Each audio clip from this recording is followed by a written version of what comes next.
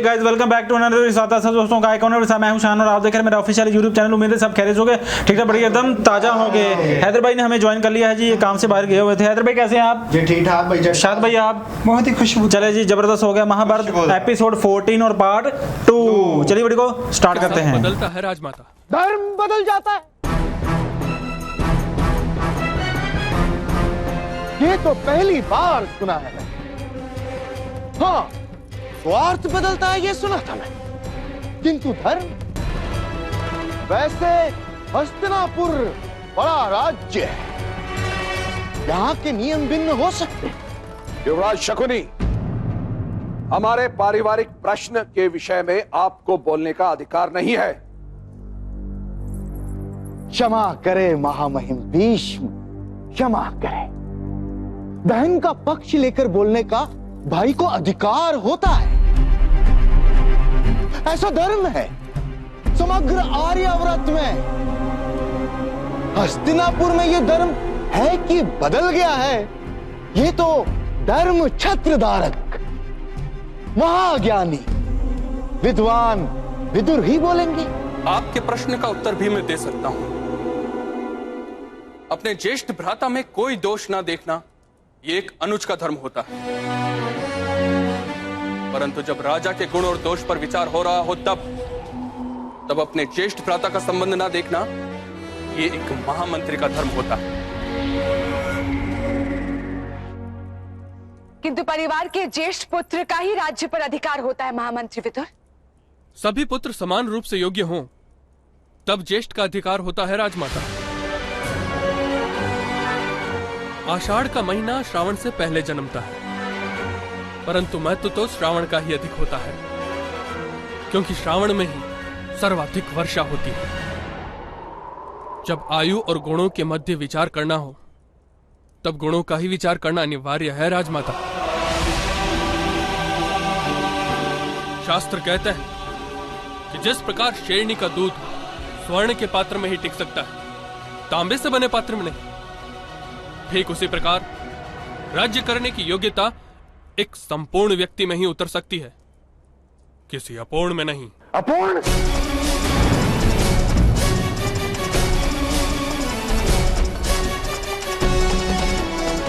अपूर्ण?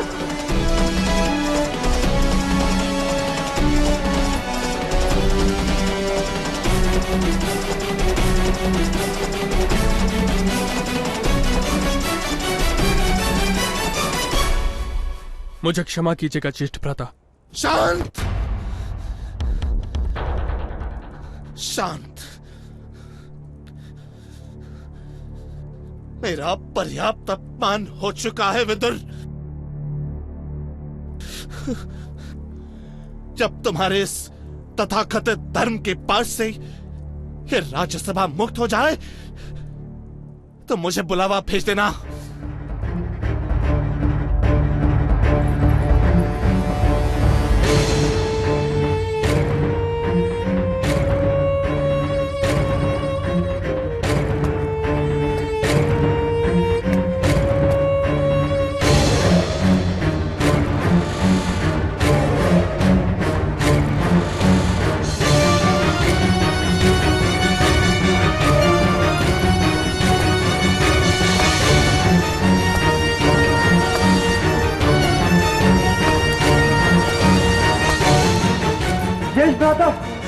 रुकिए,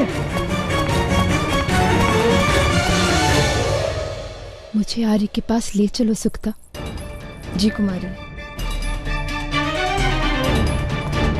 केवल नेत्र ना होने के कारण धृतराष्ट्र एक योग्य राजा नहीं बन सकता, ये हम नहीं मान सकते महामंत्री विदुर। दृष्टि तो राजा का सर्वप्रथम शस्त्र होती है राजमाता। एक राजा जब तक मुख भाव से अपने सभासदों के अंतर को नहीं पढ़ सकता, वो राज्य में छिपे अपने शत्रुओं को भी नहीं ढूंढ सकता है। राजा मृगया के लिए निकलता है तो अपने प्रजा की स्थिति को अपनी आंखों से निहारता है, उनके सुख दुख स्वयं निहारता है।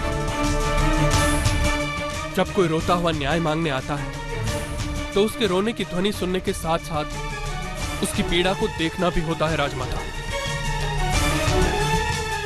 एक नेत्रहीन व्यक्ति ये सब कैसे कर पाएगा?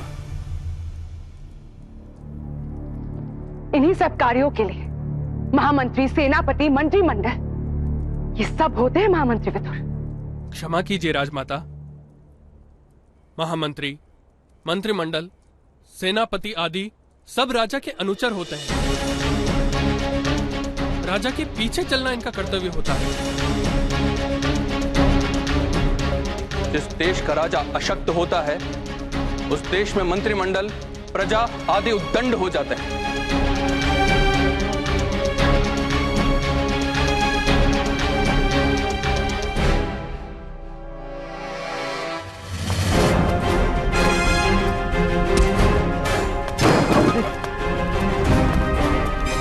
जिस मेरी बात सुनिए।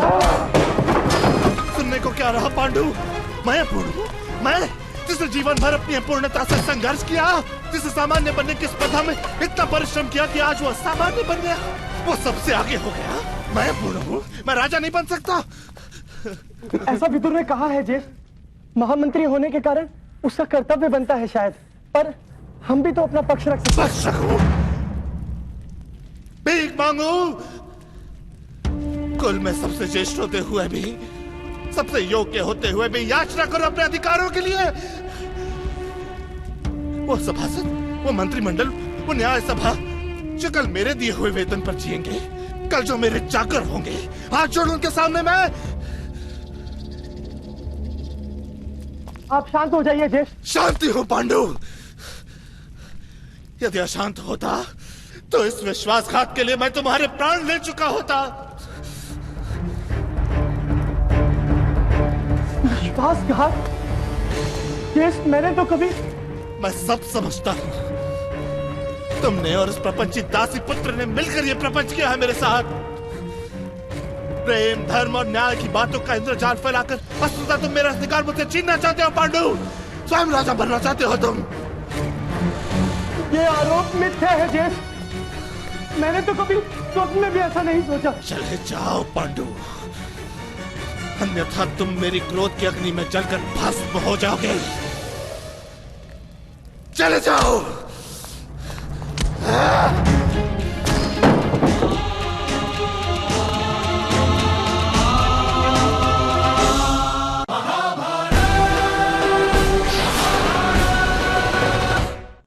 महामंत्री, मंत्रिमंडल, सेनापति आदि सब राजा के अनुचर होते हैं। राजा के पीछे चलना इनका कर्तव्य होता है। जिस देश का राजा अशक्त होता है उस देश में मंत्रिमंडल, प्रजा आदि उद्दंड हो जाते हैं। अतः धर्म का मत यह है कि संपूर्ण और सर्वगुण संपन्न बनना एक राजा का उत्तरदायित्व होता है। और वो आप है विद्वान विदुर। अवश्य आप स्वयं को ही राजा बनने योग्य मानते होंगे। गांधार युवराज,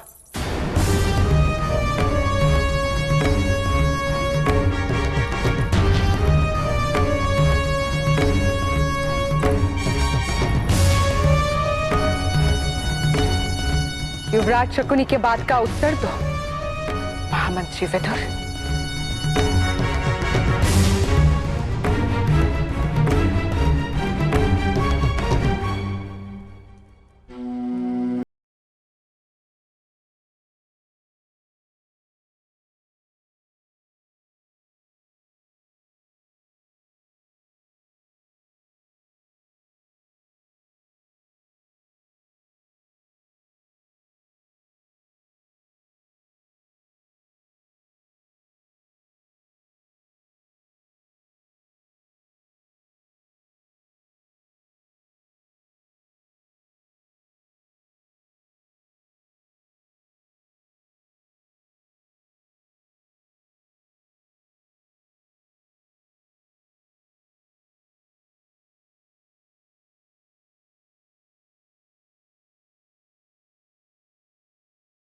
दायित्व मैं सदैव वहन करता रहूंगा।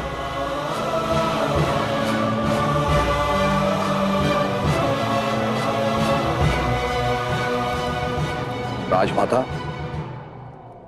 हस्तिनापुर के राज सिंहासन के प्रति विदुर की श्रद्धा और समर्पण पर मुझे कोई संदेह नहीं है। यथार्थ कह रहे हो तुम गंगापुत्र, किंतु ये सिंहासन भी तो अब रिक्त नहीं रह सकता। इसलिए मेरा मत है कि ज्येष्ठ भ्राता पांडु का राज्याभिषेक होना चाहिए।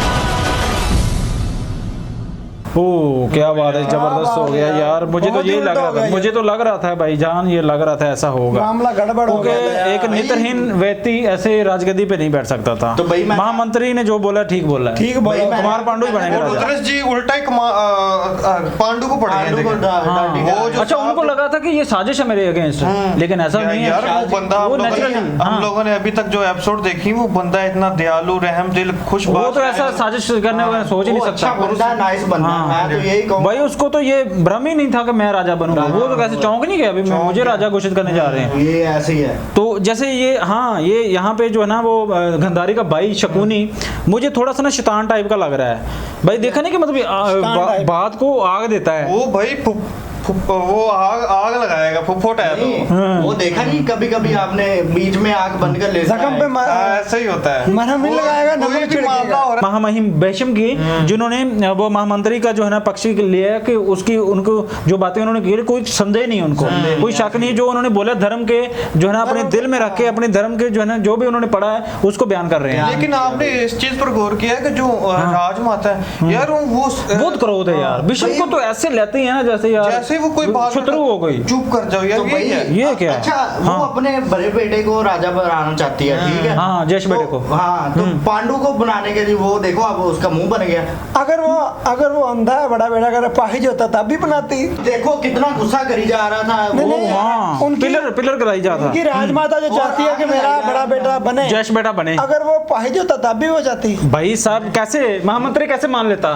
ठीक है, उससे एक केवल किंतु एक मिनट पहले वो महामंत्री बना है, उसने शपथ ली है, वो कैसे मान ले? भाई महामंत्री का यही मतलब होता है, क्योंकि अच्छे बुरे उसने धर्म को देखना है, जो धर्म में लिखा है उसने वो बोलना है, उसके हट के नहीं बोल सकता। उसकी बुद्धि नहीं आपने देखी, उसने कैसे हैंडल किया हर चीज को, हर चीज का उसके पास जवाब है।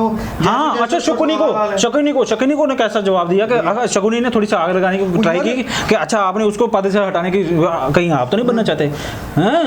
विदुर को बोला महामंत्री को कि आप तो नहीं बन रहे, और उसको राजमाता को उसने बोला कि जवाब दो।